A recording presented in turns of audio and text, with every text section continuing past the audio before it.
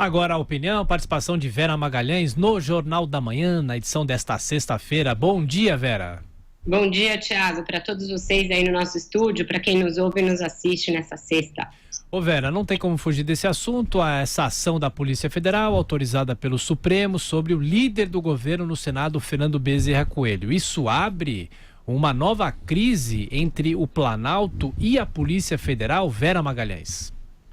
Já tem um mal-estar instalado desde ontem, Thiago. Por quê? Porque a Polícia Federal se contrapôs a uma decisão do Ministério Público que era contrária a essa busca e apreensão e a todas as demais medidas, por fim, aprovadas em relação a Fernando Bezerra Coelho, seu filho e outros. E a PF fez uma espécie de atalho, pulou o Ministério Público e foi direto fazer o pedido no ministro Luiz Roberto Barroso, que acatou, autorizou que fosse feita a busca e apreensão e tomadas as demais providências, o que colocou o líder do governo no Senado, Fernando Bezerra Coelho, numa situação bem delicada. Ele ficou exposto com a acusação de ter recebido até 5,5 milhões em propinas ao longo dos anos pela obra da transposição do Rio São Francisco, num consórcio de várias empreiteiras, e isso desagradou o Palácio. Acharam que foi uma ação da PF para constranger o presidente, constranger politicamente o Palácio, dentro de uma queda de braço que existe, está em curso, estava até numa trégua, mas agora ganhou esse novo impulso entre Bolsonaro e a PF. Ele já manifestou bastante contrariedade com os rumos da instituição, queria trocar o seu diretor-geral, Maurício Valeixo,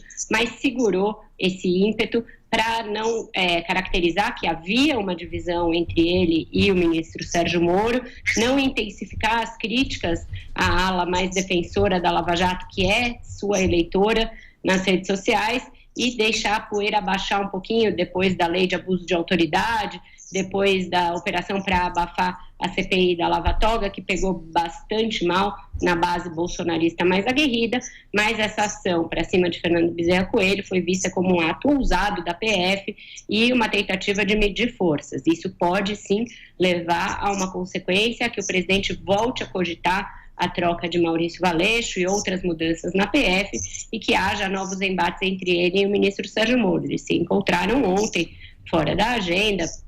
O que consta não foi uma conversa das mais agradáveis, foi num tom meio ríspido, meio seco, e isso pode ter, sim, novos desdobramentos na semana que vem ou nas próximas. Semana que vem é difícil, o Bolsonaro vai estar na ONU, vai estar com uma outra agenda, mas na volta do presidente da viagem aos Estados Unidos pode haver novas mudanças, novos atritos com a Polícia Federal.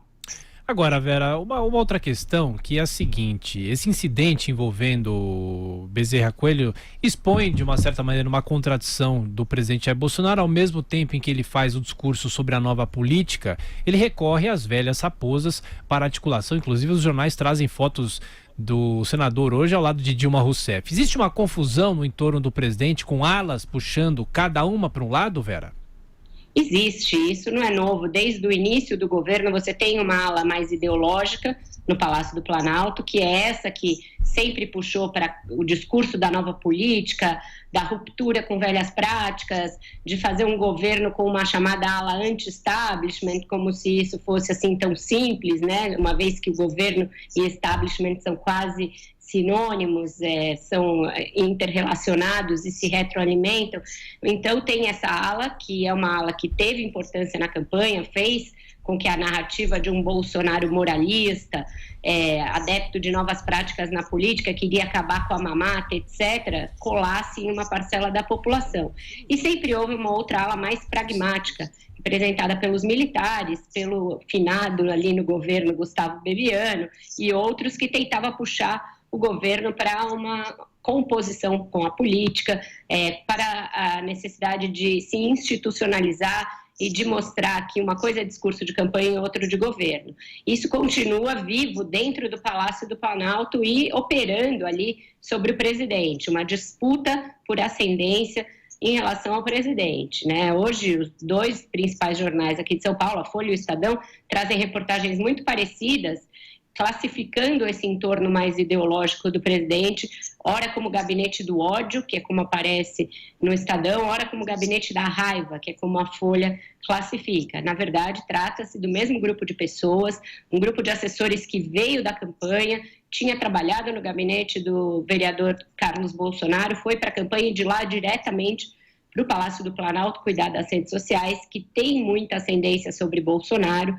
O assessor internacional Felipe Martins, que é dessa ala mais ideológica, um dos pupilos mais queridos, ali mais próximos de Olavo de Carvalho, e o próprio filho do presidente. Então, esse é o núcleo que acaba fazendo a cabeça de Bolsonaro em muitas questões e impedindo que outra ala, essa mais pragmática, ligada aos militares, e mesmo os que entraram no lugar dos anjos caídos ali do primeiro semestre, Gustavo Bebiano e do general Santos Cruz, mesmo quem entrou nesse lugar está encontrando dificuldade em se estabelecer, em estabelecer uma relação em que o presidente ouça, recue quando necessário, reveja alguns posicionamentos, seja menos radical em algumas questões.